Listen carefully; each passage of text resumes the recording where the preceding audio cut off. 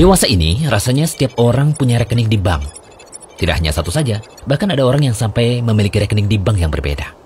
Ada sebagian yang memilih untuk tidak mengaktifkan bunga bank, tetapi sebagian yang lain tidak bisa menolak diberikannya bunga atas tabungan yang ia simpan di bank. Nah, pertanyaannya, bagaimana cara menyalurkan bunga tadi yang sejatinya adalah dana riba yang tidak boleh umat Islam manfaatkan untuk kepentingan pribadi? Apakah syariat terdahulu pernah mengatur akan hal ini? Perlu diketahui bahwa pembahasan tentang hukum riba di bank tidak dijumpai dalam buku fikih klasik. Karena ketika buku itu ditulis, bank-bank konvensional seperti sekarang belum ada. Untuk memahami berbagai masalah seputar perbankan, kita perlu merujuk kepada penjelasan ulama kontemporer yang sempat menjumpai praktik perbankan pada zamannya.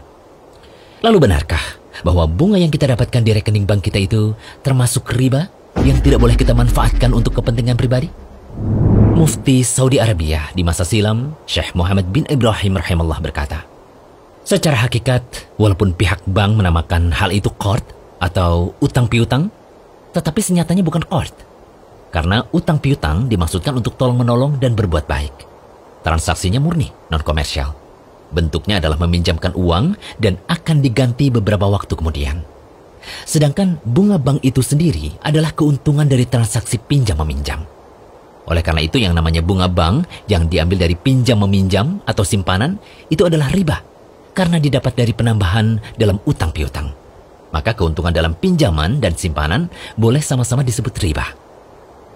Ya, ulama sepakat bahwa bunga bank sejatinya adalah riba.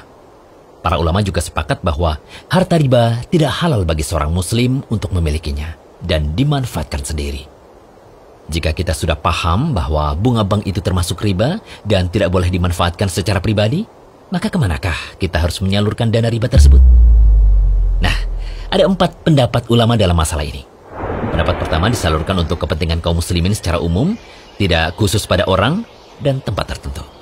Demikian pendapat Syekhul Islam Ibnu Taimiyah.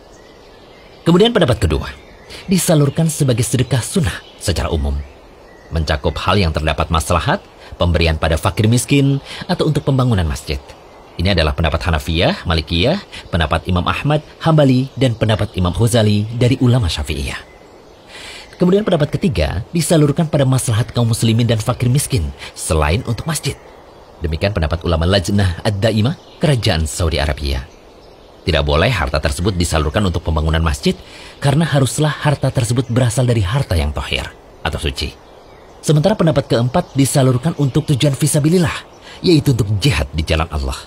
Demikian pendapat terakhir dari Ibnu Taimiyah. Ringkasnya, pendapat pertama dan kedua memiliki maksud yang sama, yaitu untuk kemaslahatan kaum muslimin seperti diberikan pada fakir miskin. Lebih-lebih lagi karena sebab kemiskinan adalah karena terlilit utang riba, maka harta tersebut sebenarnya pantas untuk mereka. Adapun pendapat Syekhul Islam Ibnu Taimiyah bukan menunjukkan pembatasan pada jihad saja, tetapi menunjukkan afdaliyah. Sedangkan pendapat keempat dari Al-Lajnah Ad-Daimah muncul karena kewaraan atau kehati-hatian dalam masalah sholat di tanah rampasan atau Al-Ardul Maghsubah, di mana masalah kesahan sholat di tempat tersebut masih diperselisihkan. Jadinya hal ini merembet, harta riba tidak boleh disalurkan untuk pembangunan masjid. Sehingga dalam rangka hati-hati, harta riba disalurkan untuk kemaslahatan secara umum pada orang yang butuh, fakir miskin, selain untuk masjid. Dan tidak boleh dimanfaatkan oleh pemilik harta riba tadi secara personal. Wallahu a'lam. Semoga Allah menyelamatkan dan membersihkan kita dari harta haram. Amin. Jangan lupa kunjungi rumaiso.com. Update setiap hari, insya Allah.